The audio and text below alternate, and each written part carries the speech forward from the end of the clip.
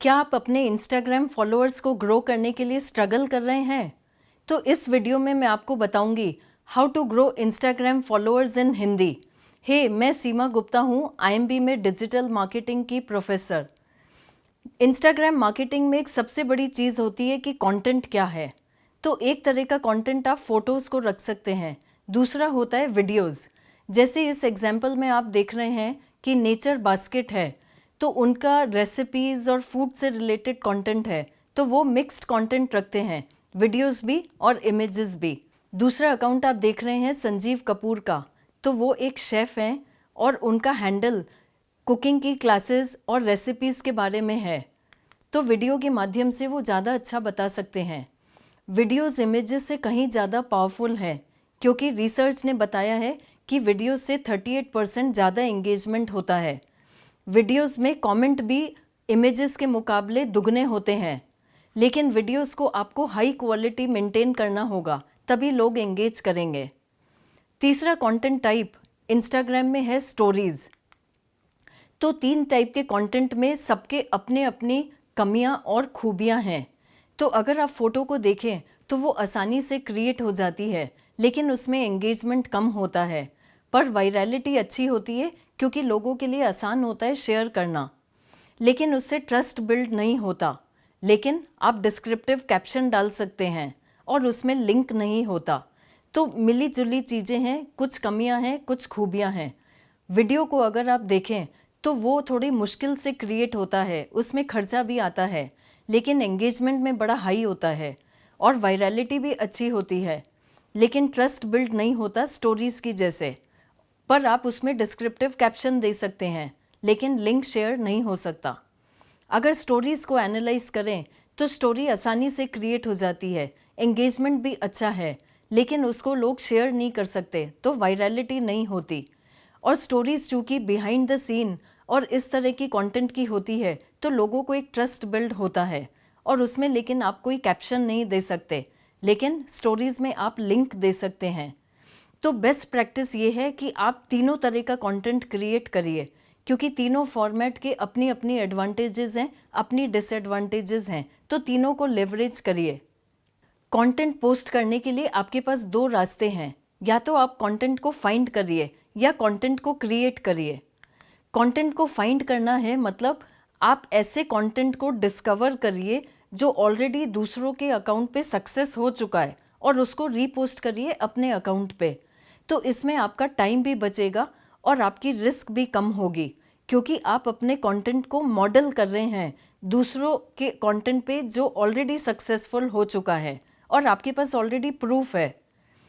तो कंटेंट को अगर आपको फाइंड करना है तो उसके लिए या तो आप एक्सप्लोर का ऑप्शन देखिए या हैशटैग का। सबसे पहले आपका कंटेंट नीश में होना चाहिए, जो आपका नीश है उससे रिलेटेड ही कंटेंट आपको एक्सप्लोर करना चाहिए। तो इंस्टाग्राम में जो सर्च का आइकन है उसको अगर आप क्लिक करेंगे तो वहाँ से आप कंटेंट को एक्सप्लोर कर सकते हैं। फिर अपने नीश के कीवर्ड्स डालिए, तो उससे रिलेटेड आपको पोस्ट दिखनी शुरू हो जाएंगी। जो टॉप पोस्ट हैं उनमें जो आपको अच्छी लगे उस पर क्लिक करिए और आपको दिखेगा कि उस पोस्ट की कितना एंगेजमेंट है, कितनी लाइक्स हैं, कितने व्यूज़ हैं। उसमें ये देखिए कि क्या ये पोस्ट का कंटेंट इसलिए सक्सेसफुल है क्योंकि उसमें जिस अकाउंट ने उसको पोस्ट किया है वो बहुत बड़ा अकाउंट है, या कोई ऐसी पोस्ट है जो अकाउंट तो छोटा है लेकिन फिर भी सक्सेसफुल हुआ है क्योंकि कंटेंट ही बहुत दमदार है। तो ऐसे कंटेंट को पकड़िए जो अपने बलबूते पे सक्सेस हुआ हो, ना कि क्योंकि अकाउंट ही बहुत बड़ा है इसलिए उसको बहुत सारे लोगों ने देखा हो। जैसे हम ये एग्जाम्पल देख रहे हैं कि 2 पोस्ट हैं जो दोनों ही बिग बाज़ार फूड ने डाली हैं। एक कंटेंट को बहुत कम व्यूज़ और एंगेजमेंट मिले हैं और दूसरी वाली पोस्ट को बहुत ज़्यादा व्यूज़ और एंगेजमेंट मिली है।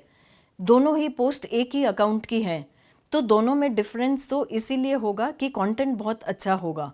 तो आप ऐसे कंटेंट को प्रेफर करिए जो खुद के बूते पे विनर और गोल्ड साबित हुआ हो, और इस कंटेंट को पकड़िए और फिर इस कंटेंट को पोस्ट करने के लिए थोड़ा इम्प्रोवाइज़ करिए। तो कैसे आप इम्प्रोवाइज़ कर सकते हैं? नंबर 1 है कि आप कंटेंट को थोड़ा इम्प्रूव करिए, वैसे के वैसे पोस्ट नहीं करिए क्योंकि उससे कॉपीराइट का इशू भी हो सकता है। एक एग्जाम्पल है, जैसे आप ये देख रहे हैं पोस्ट, एक इंदिरा नूई की कोट की पोस्ट है। उसमें किस तरह से इम्प्रूव किया गया है, इंदिरा नूई की फ़ोटो डाली है तो वो ज़्यादा अट्रैक्टिव लग रही है, और कोट को भी एक लंबे पैराग्राफ के बजाय एक ऐसे लाइन में स्ट्रक्चर किया है और कीवर्ड्स को डिफरेंट कलर में हाईलाइट किया है। तो इससे पोस्ट का पूरा नेचर ही बदल गया है, लुक एंड फील ही बदल गया है, लेकिन आपने इंस्पिरेशन वहाँ से ली है, तो आपकी रिस्क बहुत कम है क्योंकि ये पोस्ट गारंटीड है कि सक्सेसफुल होगी। दूसरा तरीका है पोस्ट को इम्प्रोवाइज करने का, कि आप कंटेंट को पर्सनलाइज करें। तो आप कंटेंट उठाइए जो सक्सेसफुल है, फिर उसको अपने अकाउंट के हिसाब से मॉडिफाई करिए, उसमें अपनी ब्रांड का नाम डालिए, अपने प्रोडक्ट का फ़ोटो डालिए, अपने टारगेट ऑडियंस के हिसाब से उसको ट्वीक करिए, तो वो आपके जो फॉलोअर्स हैं उनको ज़्यादा अपील करेगी और कंटेंट भी यूनिक बना रहेगा। दूसरा ऑप्शन है कि आप कंटेंट को फाइंड नहीं करें, लेकिन आप क्रिएट करें। अगर आप क्रिएट करेंगे कंटेंट तो इसमें मेहनत तो ज़्यादा लगेगी, लेकिन कंटेंट आपके टारगेट ऑडियंस के मुताबिक होगा और एकदम ओरिजिनल और फ्रेश होगा। तो आपको दोनों मिली जुली अप्रोच यूज़ करनी चाहिए। थोड़ा कंटेंट आपका फ्रेश खुद का क्रिएट किया हुआ हो, और थोड़ा कंटेंट आप फाइंड करके उसको रीपोस्ट कर सकते हैं ट्वीक करके। आपने अच्छा कंटेंट क्रिएट कर लिया, अब इम्पॉर्टेंट है कि आप कौन से टाइम पे पोस्ट कर रहे हैं। तो आपको ये पता होना चाहिए कि आपकी टारगेट ऑडियंस और फॉलोअर्स के लिए बेस्ट टाइम पोस्टिंग का क्या है, वो लोग कब ज़्यादा एक्टिव होते हैं ऑनलाइन। तो आपको एनालिटिक्स में देखना होगा कि आपके फॉलोअर्स ऑनलाइन कब ज़्यादा आते हैं, और अगर आपकी एनालिटिक्स में क्लियर सिग्नल नहीं मिल रहा है तो आप टेस्टिंग करिए, अलग अलग पोस्ट को अलग अलग टाइम पे डालिए और देखिए कि कौन सी पोस्ट का ज़्यादा अच्छा रिस्पॉन्स आता है। और फिर भी अगर आपको आइडिया नहीं लग रहा तो मैं आपको बताती हूँ कब पोस्ट करिए। आप सेफ रह के पोस्ट करिए वेडनेसडे को 11 बजे और फ्राइडे को 10 से 11 बजे सुबह के बीच में। अगर सेफेस्ट आपको टाइम पोस्ट करना है तो कभी भी पोस्ट करिए मंडे टू फ्राइडे 10 से 3 बजे के बीच में। अगर आपको ये टिप बहुत काम की लगी तो इस वीडियो को लाइक करिए। अभी इंस्टाग्राम का कंटेंट आपने क्रिएट किया तो ये 3 चीज़ों का बिल्कुल ध्यान रखिए कि आपको कंसिस्टेंटली पोस्ट करना है। अगर आपने डिसाइड किया कि वीक में एक बार करेंगे तो हमेशा वीक में एक बार पोस्ट करना है, और डे को भी डिसाइड करिए, टाइम को भी डिसाइड करिए, और हमेशा उसी दिन और उसी टाइम पे पोस्ट करिए। तो लोगों में एक एंटिसिपेशन बिल्ड होगा, उन्हें पता होगा कि आप कब पोस्ट करने वाले हैं, तो उनका ट्रस्ट आपके अकाउंट पे बढ़ेगा। और हाई क्वालिटी कंटेंट को रखिए। दूसरा तरीका है कि आप एक कॉन्वर्सेशन के माध्यम से लोगों से जुड़िए। तो आपके कंटेंट में आप क्वेश्चन पूछ सकते हैं, जैसे एयरबीएनबी अक्सर एक क्वेश्चन पूछता है लोगों से कि आपको कौन सी अच्छी जगह लगती है स्टार्स को गेज करने के लिए। इससे लोग बड़ा इंटरेक्ट होते हैं और हर किसी का अपना डिफरेंट व्यू होता है और बड़ा यूज़र जनरेटेड कंटेंट क्रिएट होता है जो लोगों को ज़्यादा अपील करता है। ध्यान रखिए, आप जो भी कंटेंट क्रिएट कर रहा है उससे लोगों को वैल्यू मिलनी चाहिए। अगर आपका लॉन्ग फॉर्म कंटेंट है तो IGTV को यूज़ करिए। इंस्टाग्राम में आप 1 मिनट तक के वीडियो ही पोस्ट कर सकते हैं, लेकिन IGTV एक नया इंस्टाग्राम का फीचर है जिसमें आप 1 घंटे तक के वीडियो पोस्ट कर सकते हैं। इससे लोग आपके ज़्यादा कंटेंट को एंगेज कर सकेंगे। लेकिन जब भी आप IGTV पे पोस्ट कर रहे हैं तो उसका एक स्टोरी में पोस्ट बना के या नॉर्मल पोस्ट बना के डालिए, जिससे लोगों को पता चले कि आपने IGTV पे कंटेंट अपलोड किया है और वो उसको देख सकें। सोशल मीडिया एक स्टोरी टेलिंग का माध्यम है, तो आप भी स्टोरी सुनाइए लोगों को अपने इंस्टाग्राम हैंडल से।